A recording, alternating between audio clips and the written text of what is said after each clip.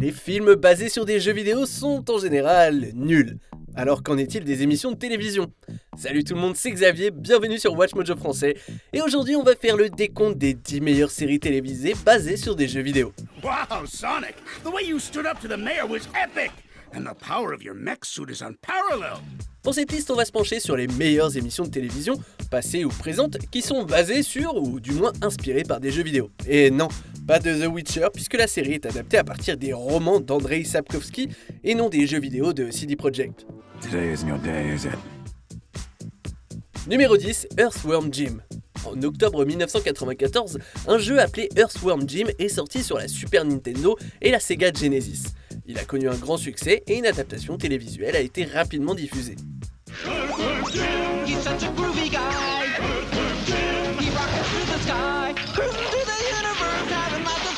Malheureusement inédite dans les pays francophones, la série a été diffusée entre septembre 1995 et décembre 1996 aux États-Unis. Accueillie positivement par les fans et par les critiques, ces derniers ont noté que son style distinct était similaire à celui du matériel d'origine, dû à l'implication de Doug TenNapel, le créateur du jeu. I've come to rescue the princess. Evildoers, prepare to be horribly mutilated. Divers aspects de la série, y compris les personnages originaux, ont également été intégrés dans les futures entrées de la série. C'est un excellent compagnon pour une fantastique série de jeux vidéo. Oh, groovy! You're the best sidekick yet. Turns his eyelids inside out, boy. It's a gift. Numéro 9, Sonic le hérisson. Tout le monde connaît Sonic, c'est l'un des personnages de jeux vidéo les plus emblématiques de tous les temps. Mais saviez-vous qu'il a eu 2 séries télévisées diffusées à peu près en même temps? La première, Les Aventures de Sonic, comprend plus de 60 épisodes. Sounds like Robotnik's badniks are stirring up more trouble. A suivi une série au ton plus sombre, Sonic le hérisson, diffusée sur TF1 dans le cadre de l'émission À toutes pipes. Hey, Sam, don't you call me a fool, 'cause baby, you know that I'm way past cool. La série n'a pas si bien vieilli, mais il s'agit quand même d'un dessin animé du samedi matin réalisé avec amour, qui est beaucoup plus mature que ce que l'on pourrait attendre d'une émission de télévision Sonic. La série a pris les caractéristiques de Sonic et en a fait une histoire universelle et captivante qui a eu beaucoup de succès à l'époque. Hey, no biggie. It's in the hero's job description. Numéro 8, Kirby. Un autre dessin animé du samedi matin qui est étonnamment bon, même s'il n'a pas eu le succès escompté en France. It's gotta be impossible, but your name wouldn't happen to be Kirby. Kirby. La série a d'abord été diffusée au Japon entre 2001 et 2003, puis en France à partir du mois d'août de 2003. La série fonctionne à la fois comme un divertissement pour enfants, mais qui peut également plaire aux adultes, puisqu'ils peuvent apprécier divers aspects de la production, notamment l'animation, les séquences de combat et la satire sociale.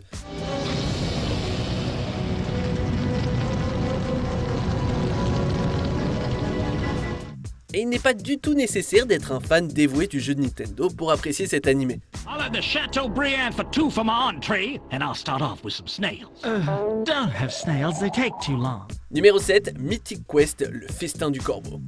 Cette série n'est pas adaptée directement du jeu vidéo, elle est plutôt centrée sur l'équipe à l'origine du jeu. When we think about cultural touchstones, we think E.T., Star Wars, Avatar, and yet our industry dwarfs the traditional entertainment business. Mythic Quest est considéré par beaucoup comme le successeur spirituel de la série Philadelphia, car elle a été créée par Charlie Day et Rob McElhenney, ainsi que par Megan Ganz, écrivain et productrice exécutive de Philadelphia. La série suit les employés d'une société de développement de jeux vidéo, des ingénieurs aux scénaristes en passant par les testeurs de jeux.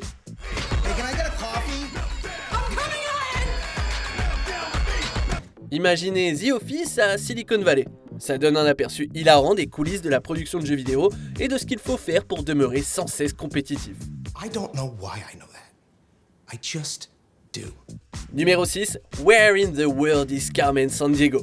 Un jeu télévisé très populaire de près de 300 épisodes qui a été diffusé aux États-Unis pendant 5 ans au début des années 90. Hey, listen, I want to remind you that if one of you catches Carmen Sandiego today, you'll get that trip to anywhere in North America, and that isn't bad. Créé en réponse à une enquête qui a révélé qu'un quart des Américains ne pouvaient même pas situer l'océan Pacifique sur une carte, l'émission faisait participer des enfants de 10 à 14 ans dans divers concours liés à la géographie afin de localiser Carmen Sandiego quelque part dans le monde. Zaire, Ned, what do you say? I chose Nigeria. Nigeria. The answer we're looking for is Zaire. Nice job, Hope. Ce fut un succès monumental, tant au niveau de l'audience que de la critique, gagnant de nombreux prix en 1992. Par contre, nos recherches ne mentionnent pas si les Américains savent maintenant où est l'océan Pacifique. Numéro 5, Persona 4 The Animation. La série de jeux vidéo Persona est incroyablement populaire, mais cet animé particulier est basé sur Persona 4 de la PlayStation 2.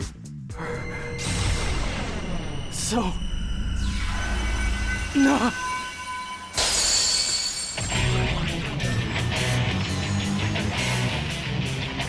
Sorti en 2008, le jeu avait reçu de très bonnes critiques, en grande partie grâce à son scénario imaginatif. L'adaptation tourne autour d'un adolescent nommé Yu Narukami et de ses amis, qui sont impliqués dans une mystérieuse affaire de meurtre. Il découvre également un monde télévisuel bizarre et un pouvoir unique appelé Persona. Persona!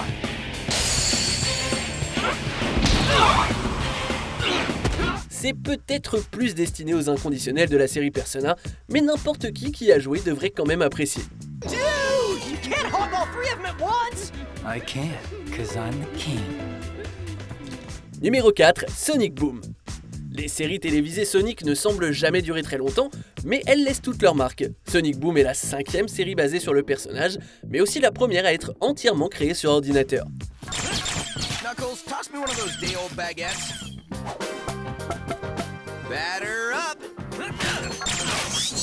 Le résultat est une œuvre visuellement merveilleuse, de loin la plus belle de toutes les séries Sonic. Hey! What did Obliterator Bot ever do to you?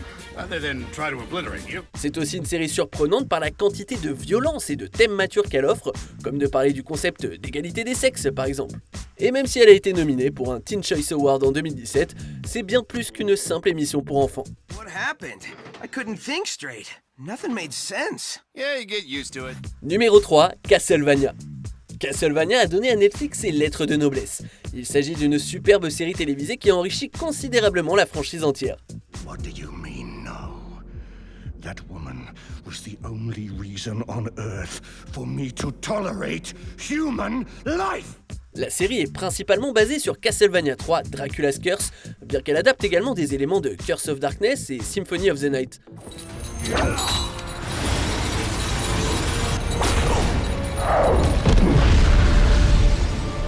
L'histoire concerne principalement un comte Dracula vengeur qui tente de faire plonger l'Europe dans le mal et les ténèbres. La série possède un scénario riche, superbement animé et s'adresse à un public adulte, prouvant une fois de plus que l'animation demeure une forme légitime de divertissement pour adultes.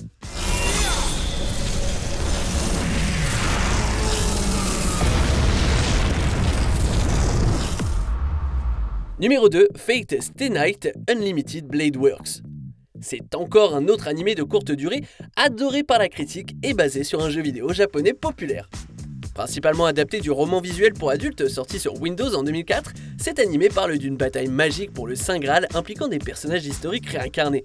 La série offre de nombreuses scènes inédites et une histoire élargie, et elle a connu un succès fou en raison de la popularité du matériel source. So that's how it is.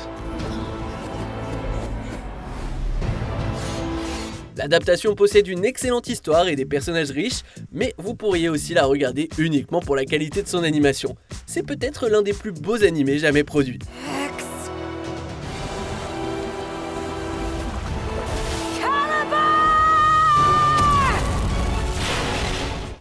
Avant de dévoiler notre premier choix, que diriez-vous de quelques mentions honorables? Ace Attorney, des procédures juridiques animées, ça tente quelqu'un? F-Zero, un reboot de la populaire franchise F-Zero.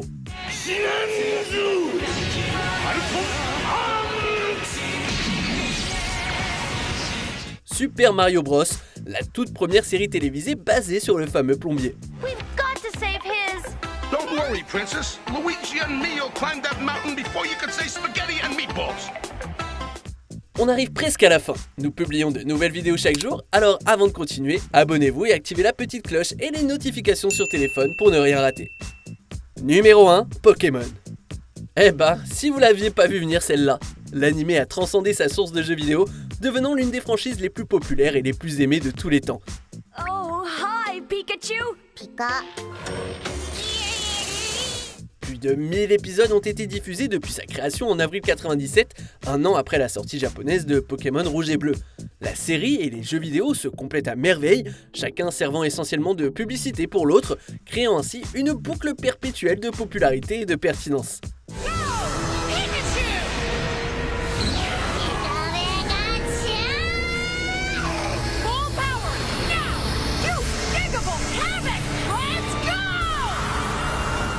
L'émission a également contribué à populariser les animés sur les marchés nord-américains et européens. Encore incroyablement populaire à ce jour, cela prouve que Pokémon est une rare extravagance de la culture pop qui n'arrive qu'une fois dans une vie.